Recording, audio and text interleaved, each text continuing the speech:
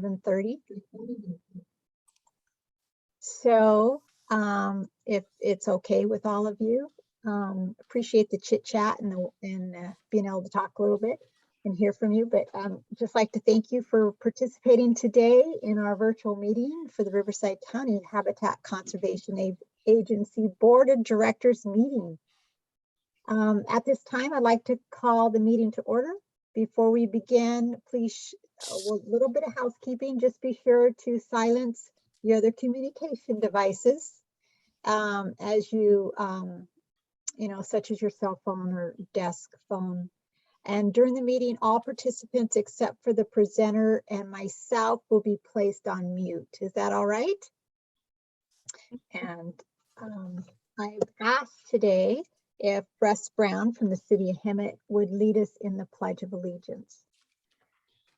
Thank you very much, Chair. And everyone, please rise, place your right hand over your heart and begin with me. I pledge allegiance to the flag of the United States of America and to the republic for which it stands, one nation under God, indivisible, with liberty and justice for all. And Madam Chair, you are muted. Thank you. And thank you, Councilmember Brown, for leading us in that pledge this morning. At this time, Janice, would you please lead us in roll call? Certainly, when I call your jurisdiction, if you would please state your name, City of Corona, Hemet, Russ Brown here. Lake Elsinore, Menifee, Here. Moreno Valley. Councilmember Ulysses Cabrera here. Welcome, sir. Murrieta, Councilmember Lisa DeForest here. thank you. Paris, Mayor Michael Vargas. Riverside, Councilmember Steve Hemingway here. Temecula, Wildomar, Joseph Morabito. County of Riverside. Yeah, Jeff Hewitt here. Thank you, sir. That concludes roll call and we have quorum. Thank you, Janice. So at this time, I would like to welcome a few new board members, and that would be Ulysses. I'm sorry if I butcher your name, Cabrera, and Jessica Alexandra. And I didn't see Jessica here at the moment. So definitely welcome, Ulysses. Thank you so much. At this time, members of the public can address the board regarding items listed on this agenda.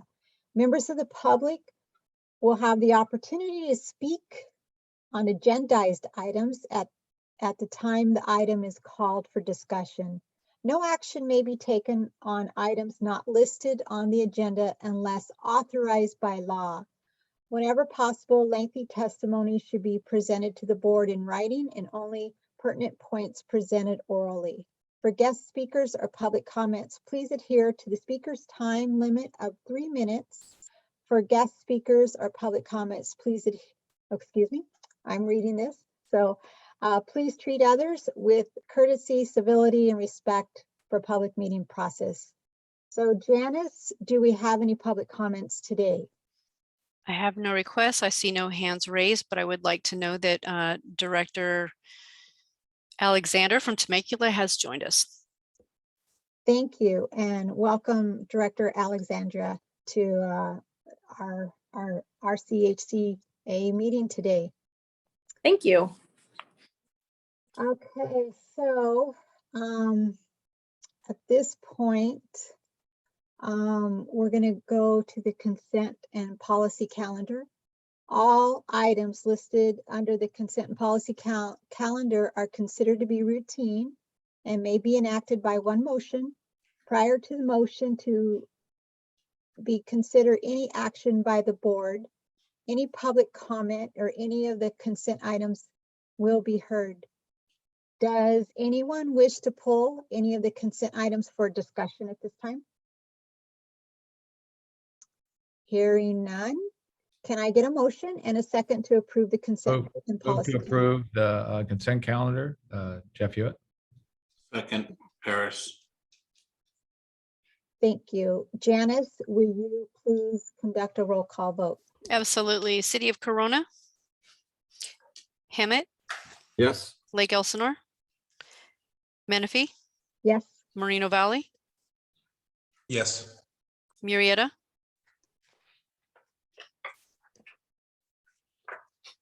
City of Murrieta,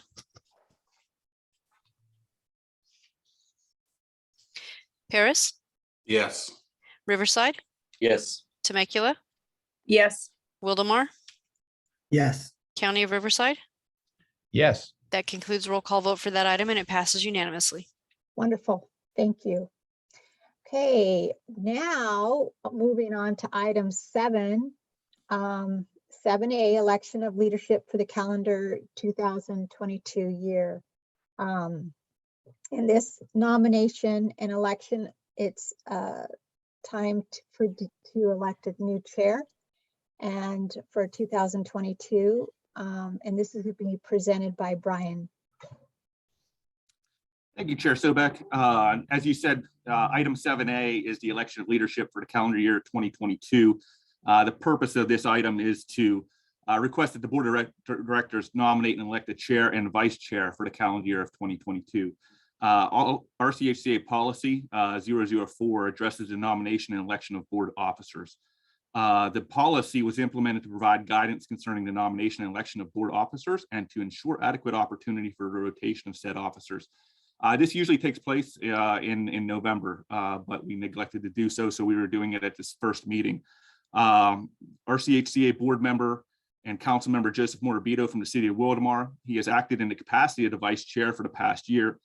In accordance with this policy, the board member Morabito shall become the chair for 2022 and has expressed interest in doing so. The RCHCA board of directors is being requested to nominate and elect a vice chair to assume the office in 2022. Under this policy, the board of directors shall entertain nominations for the position of the vice chair, and the candidate receiving a majority of the vote will become the new vice chair.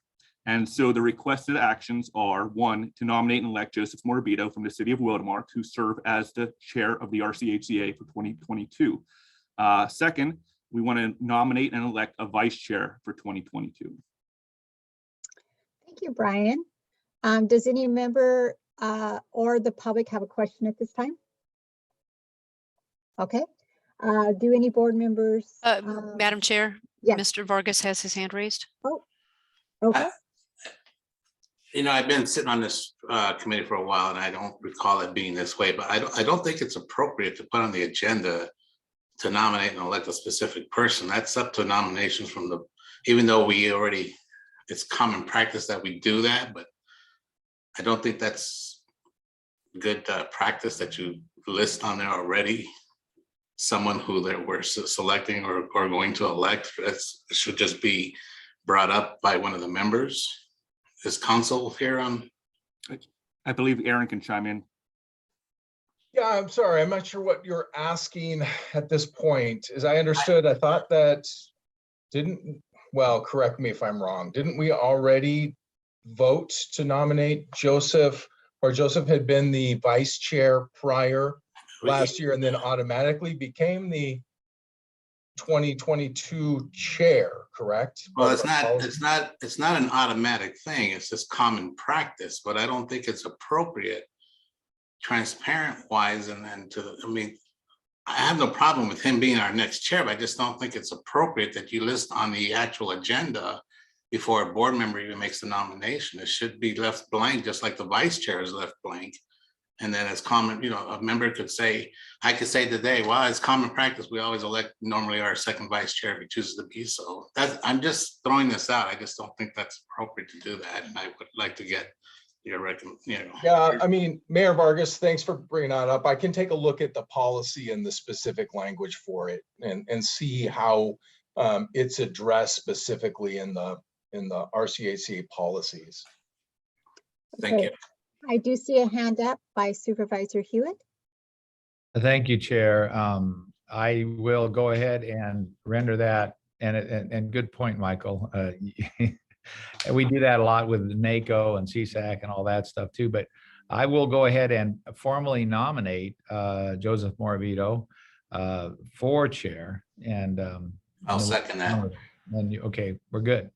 Okay, so all in favor for Joseph Marabito from Wildemar City Council to be our next chair for the calendar year 2022? Could you, Would you like me to take a roll call vote, Madam Chair? Janice, that would be great. City of Corona, Hemet, Yes. Lake Elsinore, Menifee, Yes, Moreno Valley, Yes. Murrieta, Yes. Paris, Yes. Riverside, Yes. Temecula, Yes. Wildemar, Yes. County of Riverside. Yes. That concludes a roll call vote for that item. Congratulations. congratulations, Joseph. Well, thank you. And at this time, we will conduct a nomination for vice chair for 2022. Do I have any nominations? Madam Chair, I'd like to nominate for Vice Chair Lisa DeForest from City of Murrieta. Okay, we have one, Lisa DeForest from the City of Marietta. Do we have any others? Hearing none at this time, we will take a vote. Janice, would you like to do a vote? So Director Brown motioned. Can we get a second on that? Oops, get There are that. seconds. Thank you, sir. I have Michael Vargas as a second. Yes, yes, ma'am. City of Corona, And do we want to ask her if she's willing to accept it first? I was wondering that when that was coming my way. Yeah. Thanks, Russ. I certainly would. Thank you. City of Corona, Hemet, Yes. Lake Elsinore, Menifee, Yes, Moreno Valley, Yes. Murrieta, Yes. Paris, Yes. Riverside, Yes. Temecula, Yes. Wildemar, Yes. and County of Riverside. Yes. That item also passes. Both were unanimous. Congratulations. congratulations, Dr. Lisa DeForest. So at this time, let's see here. I think I need to turn it over to Joseph to run the meeting. So welcome, and I will go on silence. All right, let's thank you for that. And let's see if I can conduct a smooth meeting as the previous chairs have done while I've been on this committee. So, but is it okay if we circle back to item 4 where it says welcome new board members? I see that it gives Jessica and Ulysses a chance to introduce themselves. Would that be okay? Absolutely. And following the regular rules of ladies go first, I would, happily, I would love to, hear from Jessica Alexander. All right. Well, wonderful. Well, nice to meet you all. This is my first time doing this, so thank you all for coming. I know a couple of you already on the Zoom, which is wonderful. So I've been on City Council here at Temecula now for 1 year. Very excited to do what I'm doing and really being able to make a difference in our community, which I absolutely love. I'd love to be able to kind of get more understanding of more about what this area of City Council is going to be a part for me and for our city, how that's going to look. And yeah, so we'll see. I'm a mom of 5, and I am a center director over here at Birth Choice in Temecula. So hands are pretty filled, but I love it. So thank you very much for letting me talk, and I look forward to getting to know all of you soon. Welcome aboard. Now, Ulysses. Thank you. All righty. Well, good morning. Buenos dias, everyone. My name is Ulysses Cabrera, City Council member from the City of Moreno Valley. First elected back in 2017 at the age of 22, re-elected, 26 now, and pursuing higher office as well.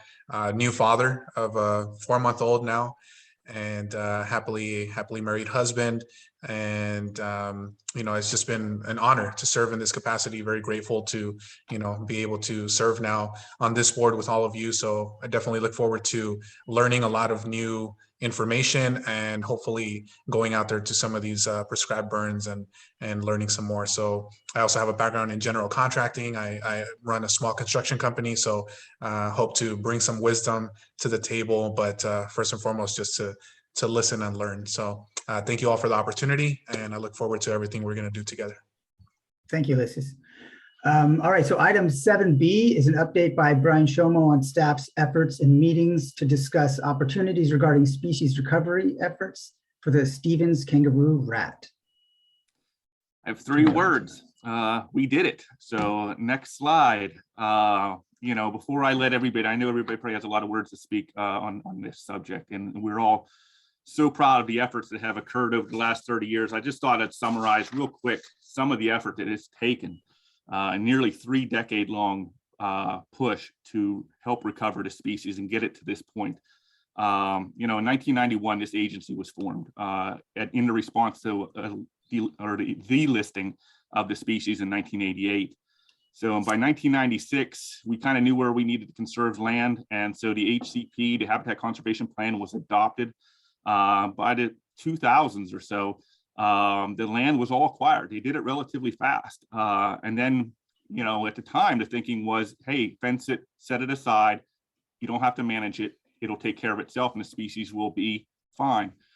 And around 2007, our longtime executive director, Carolyn Sims Luna, recognized that, where we thought the kangaroo rats were, they no longer were there. The lack of management was apparent and there was no coordinated response for SKR recovery. She took it upon herself to hire 3 people and tasked them with a big monumental type undertaking. And that's to coordinate the reserve system and get it to the point where it was self-sustaining, it was funded, and that we could actually move towards recovery.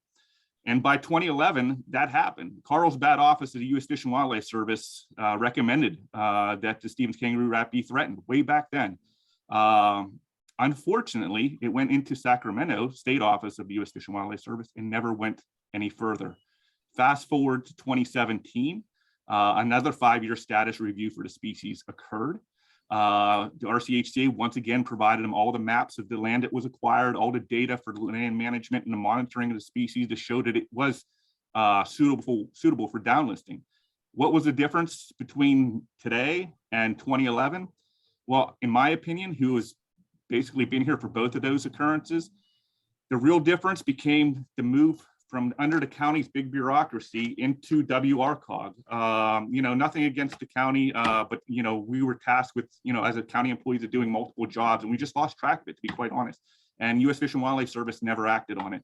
But then in 2021, a small team of RCHCA board members, Princess Hester, our director of admin, and Rick Bishop, Lisa Sobek, I think Marianne Edwards, board member Edwards, all went on a trip to DC, Sacramento, really being able to tout all the accomplishments and bring attention to all the RCHCA's accomplishments over the years.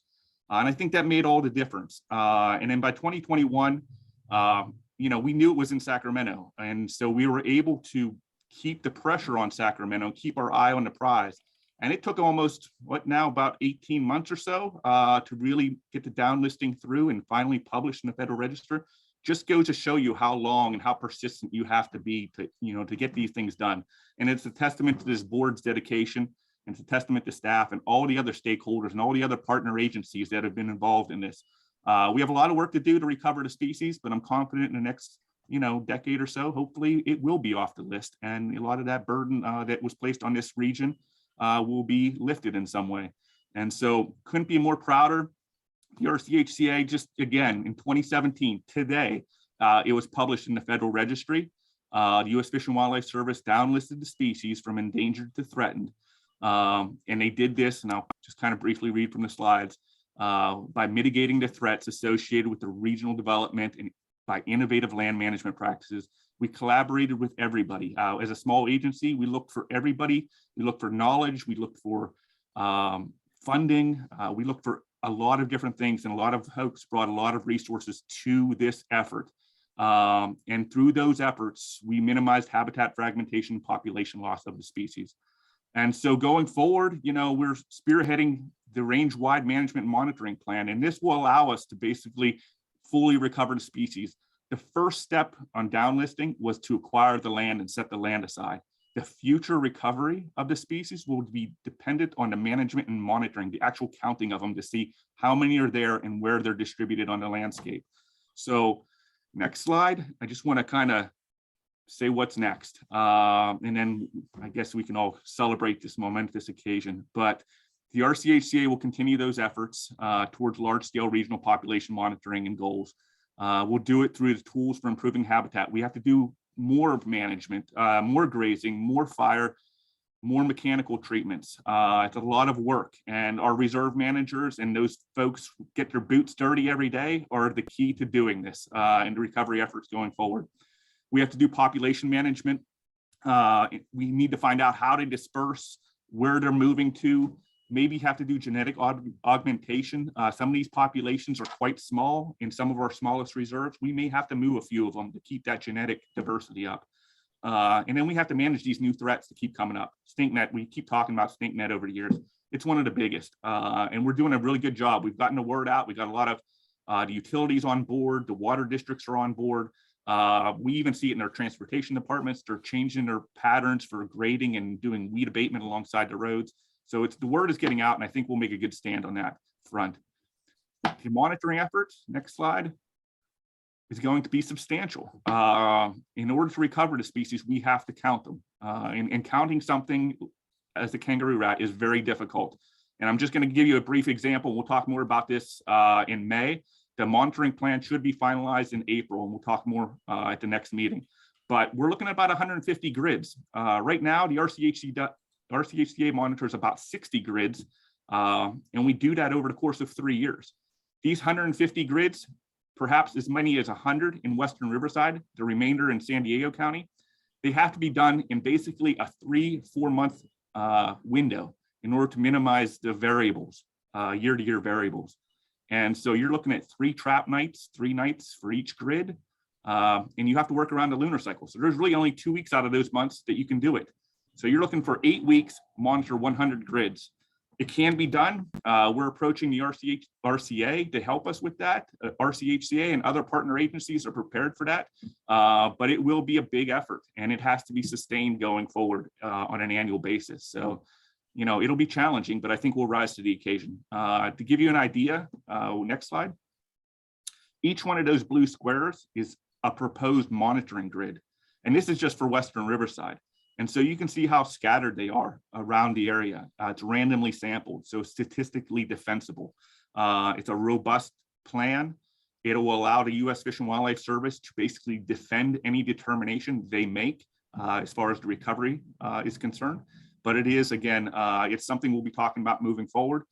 We may have to hire a few seasonal helpers to, you know, for those 8 weeks to help us set up the grids and take them down. Monitoring kangaroo rats requires special permits, federal and state permits that only 6 individuals in Southern California have.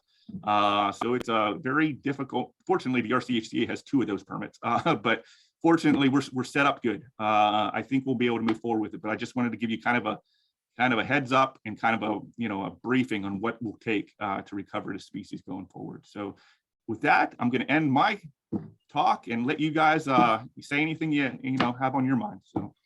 Well, thank you, Brian. Are there any members of the public that have any questions or comments? I have no requests and I see no hands raised by members of the public. Great. All right. So board members, questions, comments. I see Mayor Michael Vargas with a hand up. Thank you, Mr. Chair. Brian, you know, we've been saying this all along. Big kudos to you and your staff and staff. I mean, we can count them in one hand. It's just amazing the work that our team does here. And a few of us here have been going along this journey. I think it's good to see Princess back here again. She's been part of it. And I just want to give prompts also to our past members, directors who were here working diligently even before I got on to the committee. So this is a very big, huge event. And I would ask that you please share those slides with all of us so we can use for council comments in our meetings. Thank you. All right, I see Lisa Sobek's hand up. Thank you, Chair. I want to thank Brian for that report and the great news, but I do want to make one correction. You'll see somebody standing next to me in one of those pictures. It's not Mary Ann Edwards, it's Mayor Michael Vargas. So they look a little bit different. Oh, I'm so sorry. I had her on my mind. I'm sorry. Okay, but I wanted, that trip to Washington, D.C. and with Princess and Rick was just a great experience for me. But meeting, and talking with, our representatives, and especially Ken Calvert, he was so supportive. And I think that made a big difference, for us to be there. And so that was a great privilege for me. But again, as Mayor Vargas said, all of the people that have gone before us who've helped this to happen, I've just been a small part of it. And I'm just grateful that I was able to be part of this and excited to share the good news. So please share with us anything that you can, that we can share with our colleagues, and keep up the good work. Thank you. Do we have other questions or comments? Okay, I will say that you mentioned stink net, Brian, and I have that in my little small backyard. And even though I took care of it, I thought last year, the rains this year, it just wants to come right up. That stuff is, even if you don't think it's seeded, it's like it found a way. It's relentless. So yeah, it's one of those things. The seed has a 3 to 5 year shelf life, on the soil, and it doesn't go away. They're smaller pepper, grains or whatever. So you got to take care of it for years after year. So, a lot of our reserves are doing that. And again, once we have the public utilities and the transportation departments on board, it'll become a lot easier. It's hard to take care of your land when you're surrounded by it. And so as more folks get involved, I think we'll get a handle on it. But, going back to some of those pictures, if we can back up, and I don't want to belabor the point, but this board has been very supportive, as all of our boards have been. And, I mistakenly gave credit to member Edwards rather than Mayor Vargas, but she was on my mind. She's an 11-year board member. She was one of the oldest tenured board members we had, and the support over the years was instrumental in doing this. This board has been really great, and we like to think it's a small, close-knit family. We're very kind of informal sometimes, but it has worked out in spades for us to move this forward. Gail Barton in the upper left-hand corner, she came to us as an impacted landowner 30 years ago. Her land, she owns about 600 acres outside of Temecula. Incredible. And she came to us, and she's our biggest advocate. And then Carolyn Sims Luna down there in the middle, just a tremendous long-term, over 15 years as the executive director for the RCHCA. Rick Bishop, another one, retired now, but was able to move the ball forward. Every time we've asked and been handed a baton, whether the board member or the staff has always stepped up and carried that ball forward. And that's all you can ask ever, for these long-term type of things. A lot of people lose focus over the years, but this agency has never lost focus. So really super proud. All the people that have come and gone really have made a difference. And those, the future generations, the future board members, we have, 2 new board members today. I want to welcome aboard. Your thoughts and your ideas are always appreciated. Welcome aboard, and we look forward to working with you guys in the future as well. So. And before moving on, I'll mention that as it happens, next week, Wildemar is meeting with Congressman Calvert, and I plan on kind of giving him a little brief update if he hasn't already heard about this. So, all right, if there's no other questions or comments, that's a receive and file. We can move over to item C, Stevens Kangaroo Rat Management and Monitoring Efforts Activities Update. Okay, let's see. It's presented by Harry Sandoval with information on RCHCA management and coordination efforts occurring for RCHCA owned lands at Lake Matthews and Steel Peak Reserves. Thank you, Chairman. Just a quick update on reserve management and monitoring activities. Next slide, please. So first of all, we carried out a small mammal survey under contract with Mariposa Biology. This was done at the El Sobrante landfill. Often because of our, as Brian mentioned earlier, we have specialized permits. We also have expertise in the area. We're asked to carry out some tasks under contract. The El Sobrante landfill is restoring some portions of the land which were disturbed during the development of the landfill. As part of their permit requirements with the federal and state wildlife agencies, some areas need to be restored. And once the restoration of those areas is complete, they have to be monitored, and that helps judge how the restoration is currently functioning and just the overall health. So that's where we conducted some small mammal surveys. So you could see from these, well, these images don't present such a clear picture, but they are very steep slopes, and there was very common mammals, small mammals that we found on site. So nothing too exciting there. Next slide, please. We did, over the winter, we have been carrying out restoration. We carried out 30 acres of grassland restorations here at the Lake Matthews Estelle Mountain Reserve. About half of that restoration was done under contract with the Southern California Metropolitan Water District. This is the most amount of land that we have restored in quite a while. 30 acres doesn't sound like much, but it is quite amount of land when you consider all the effort that goes into it. The photos here kind of show a overview of what is carried out. You can see the photo in the bottom left corner there is what we start with. We then prepare the land with our tractor, and the photo in the bottom right there shows the actual broadcast seeding. So we go out and we seed that, then we kind of cover up the seed to protect it, and then we cross our fingers and hope for enough precipitation so that we could have germination. And these restorations really help out with the SKR habitat. In this particular case, we did also carry out a restoration of 1 acre of coastal sage scrub, which is going to be beneficial for other species as well, such as the California gnatcatcher. Areas that are restored are usually areas that we've either carried out controlled burns on, or that have been subjected to some intense non-native species eradication efforts as well. So when we have some bare soil, we try and go through and restore those as much as we can. Next slide. Finally here, we've been working with the CAL FIRE to update the Lake Matthews and Estelle Mountain Vegetation Management Plan. So this, our VMPs have to be renewed every 10 years. And this year, we're adding approximately 4,000 acres of burnable land into our VMP. And it's kind of a unique vegetation management plan in that we are now combining we're combining three habitat conservation plans: the Lake Matthews Habitat Conservation Plan, the El Sobrante Landfill Habitat Conservation Plan, and of course our SKR Habitat Conservation Plan. So we're making a really kind of large holistic vegetation management plan that's going to allow us to burn a lot of acres, kind of unify how we manage as well. And hopefully CAL FIRE is going to get some great benefits from this as well.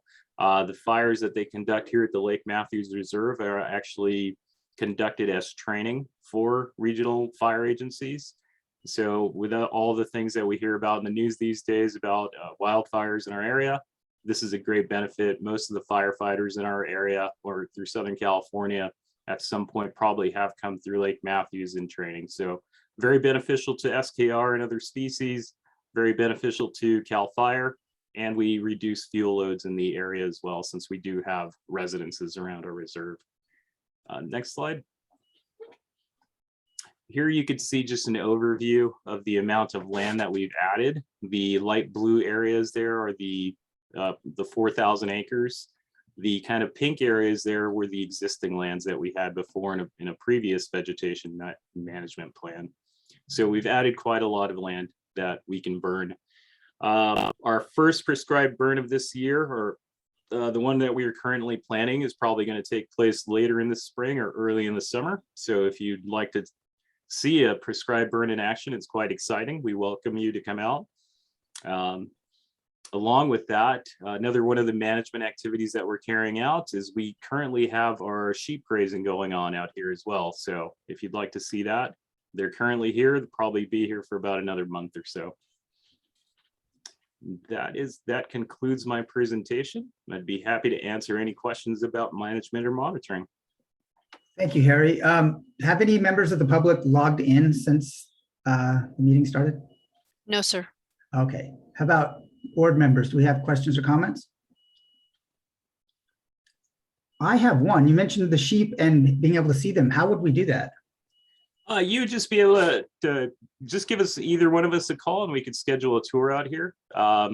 Sometimes they are visible from the roadways out here, but if you want to get a close look, it's probably a good idea to just come on in with us.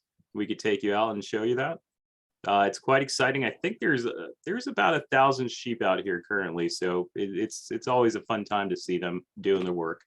They're quite effective as a management tool, so we get a lot of work done with them. So it's really nice to have 1,000 little individual lawnmowers going on out there. That's great. I'll just add to that, they all have lambs right now. And so it's a really a cute thing to see. If you have children or whatever and you want to bring them out, we can make accommodations for you. It's a really a cool family thing. And 1,000 sheep, but half of them are lambs. So just don't tell the kids it's for Easter lamb dinner. Right.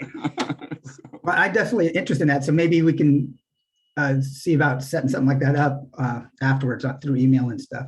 Sure thing. All right, so if there's no other questions or comments, this is receive and file. We can move to item D. Our 7D is a presentation by Rchca Fisher with an update on the public access plan developed for the Steel Peak Reserve. Thank you, Chair. Good morning, everyone. I'll be providing an update on item 7D for RCHCA's public access plan, the Steel Peak Inaugural Trail. Next slide, please. For our new board members, I just want to give a bit of a background. This trail is set to be located adjacent to the city of Paris in unincorporated Riverside County at our Steel Peak Reserve. It is the goal that the trail will benefit the community, which is underserved, by providing passive outdoor recreation to the area. The benefit is twofold, as it will allow for full-time patrol of the trail and reserve during daylight hours, and also help to deter unwanted trespassing, fencing repairs, and dumping. RCHCA also received a grant from the California Natural Resources Agency for $600,000 to build the trail and amenities. So during our last meeting in November, the board approved the Steel Peak Inaugural Trail Plan, and the CEQA document had gone out for public comment. We received 17 comments from a joint letter from the U.S. Fish and Wildlife Department and California Department of Fish and Wildlife, which then requested a meeting with RCHCA to discuss it in further detail. Over the last 2 years, staff has met with the wildlife agencies 6 times. Most recently, staff met on November 29th and December 13th and discussed outstanding questions about the trail's compatibility with the SKR HCP and biological resource management. Staff's legal counsel agrees with staff's assessment that the trail is consistent with the SKR HCP as a managed activity. The SKR HCP requires that the agencies concur with the staff's assessment in order to move forward with the trail's construction. So on January 27th, staff requested a decision from the agencies, both in writing and via email, and right now is awaiting the response and requirements for moving forward. Of course, staff will continue to update the board on the trail's progress. Next slide, please.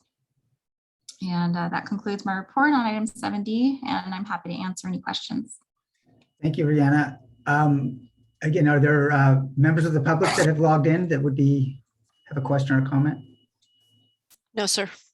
All right. How about any board members? Questions, comments? I'm looking for the raised hand thing, but if not, you can jump in. Yes, Chair, if you wouldn't mind. Rchca, do you know the people involved specifically from California Department of Fish and Wildlife? Who was the lead person on that? Let's see, we have Amanda Swaller is from the U.S. Fish and Wildlife Service. Then we have Heather Pert. Heather Pert, yeah, Heather Pert. Okay, yeah, Heather Pert. So yeah, so good luck. I appreciate that. So you're familiar with the situation. Well, no, I'm very familiar with her. Yeah. So some of the real issue is it's not really about this trail, to be quite honest. They're looking at it from the big picture perspective. And so they believe that it's a slippery slope. If we allow it in this place, it will be used as a method to get trails in every one of our open space areas. And that to them is fundamentally against these HCPs and their belief. We believe that's a flawed determination and a flawed interpretation of the HCPs.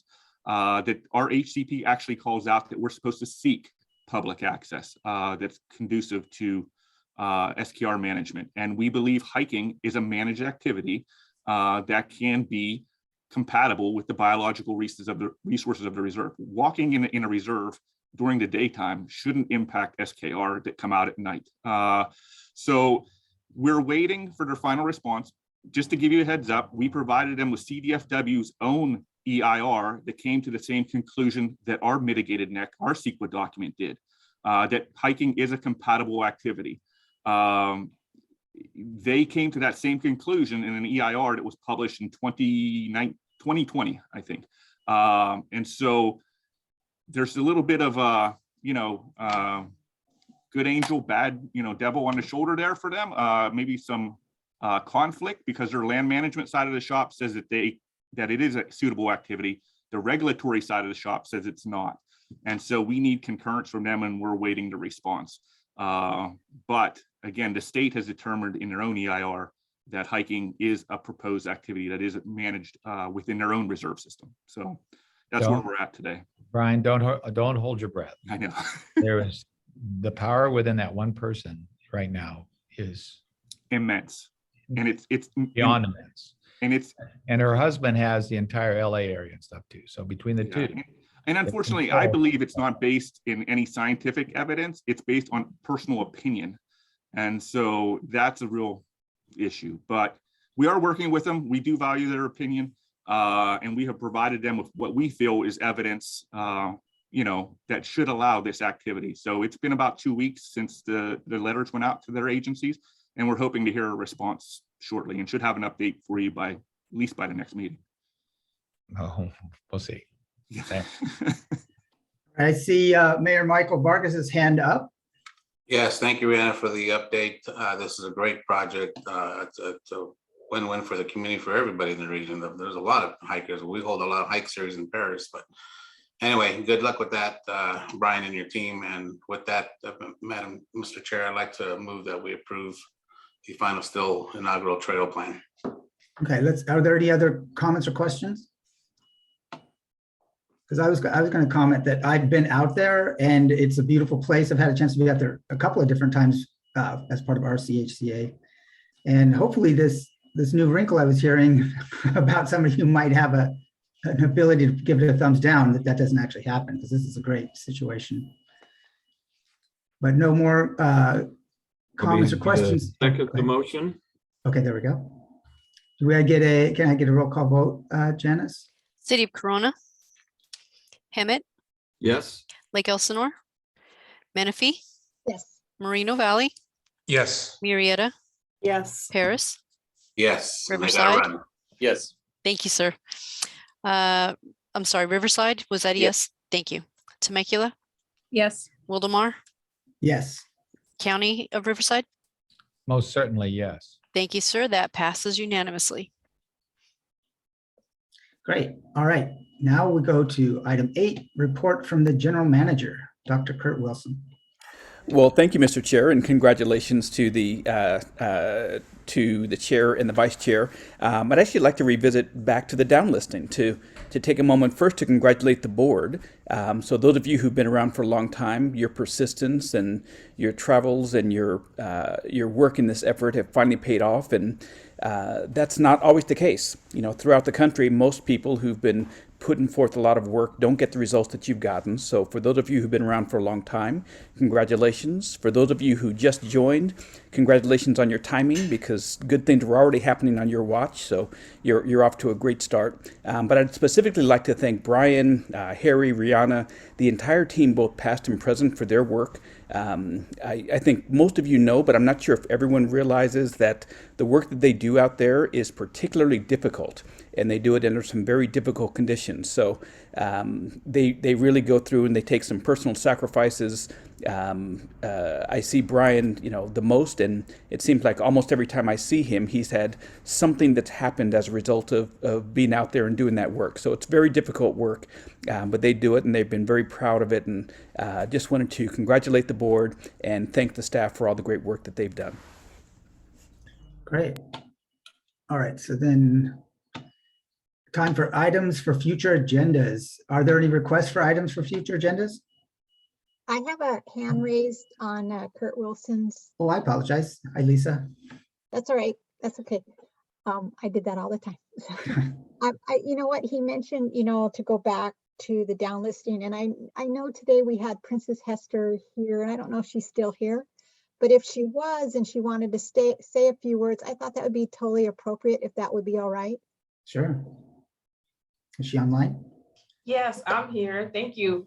You know, it's just like Brian, I'm just overjoyed for the day and really grateful for all of the support that we've had, you know, in working throughout this process for, you know, the past years that we've been here. And really, really thankful for, you know, there are difficult times sometimes. And I know that, you know, there would be times when we would come to the board and we, you know, present, hey, you know, we're about to do it. And then there'd be some sort of delay, you know, similar to the Steel Peak plan. But that perseverance and your support has definitely helped this agency to, you know, to reach the trajectory of downlisting the species. And the SKR, I believe, is one of maybe the 10 species that have been downlisted in Southern California, particularly. And so it is a great accomplishment. And along with Brian, Rhianna, and Harry, we all stand on the shoulders of those folks who came before us. I mean, you know, in just beginning the establishment of this HCP and it not being as popular, you know, and some people are experiencing that now with some of the challenges with the MSHCP, but we've just come a very long way, and we wouldn't have been able to do any of this without, you know, the support from this board and the support from the folks that came before us. And so it's just a real great day. Today is my son's birthday. He turns 27, and he remembers, you know, talking about SKR and downlisting, and it's just an amazing day and an amazing accomplishment. And I'm just so happy to have been a part of this effort. So congratulations. Thank you, Princess.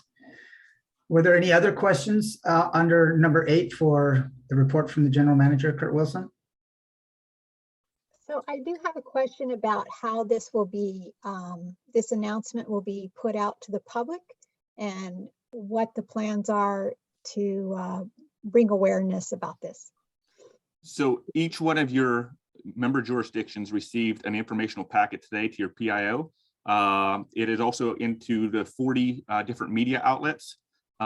It will be broadcast widely. The U.S. Fish and Wildlife Service is also broadcasting it. And I don't know if you've had a chance to read their press release, but we'll send it to you. They mentioned the RCHCA quite a bit and laid a ton of credibility to this agency. So it was really nice to be recognized. They are broadcasting it widely as well. But it will be hitting all media channels, social media, websites, and then the print media as well as, you know, everywhere we can, we're going to advertise it. But each one of your member jurisdictions, it should have went out this morning, I think about 11 o'clock. Each one of your jurisdictions should receive the press release. And then if you want, any of you guys want to mention it at your own council meetings, we do have a packet available to you guys with some talking points and some informational material that can help you with that. So we'll send that out to you guys as well. Thank you, Brian. Any more questions regarding item 8? Seeing none, let's move to item 9 now, which is for future agendas. Are there any requests for items for future agendas? Okay, seeing no hands on that. How about general announcements from the members? Does any board member have any general announcements? Hi, Lisa. I see your hand is up. Yes, sorry to say so much, but this affects everyone. And I know Supervisor Hewitt was there as well. But in January, the city of Menifee partnered with Riverside County in partnership. We broke ground for a new justice center, a $90 million justice center that will serve all of our areas. It's 95,000 square feet. It's 9 rooms, and it will do some civil and some family law. So that is great for Southwest Riverside County. And I, you know, like I said, I want to thank Supervisor Hewitt for being there that day. That we could be there with them. So it was a great event. So I just wanted to share that. That was a big thing for our Southwest Riverside County. Sounds great. Do we have any additional announcements from any of the members? Okay, it's not really an announcement, but I know that after hearing about checking out the sheep and maybe a possible tour, I do want to see if we can maybe put together something where if there's a common day and a good time, because we've had like field trips out in the past, whether it was the Super Bloom or whatnot. So we'll see how feasible that is. So keep an eye on the email, hopefully. Feel free to email any one of our staff or contact us in any way.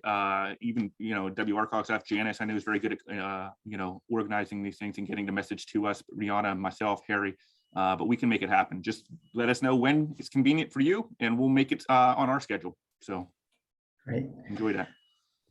All right, well then the next meeting, item 11, next meeting is the Board of Directors is scheduled for Thursday, May 19th, 2022 at 11:30 a.m. on a Zoom platform.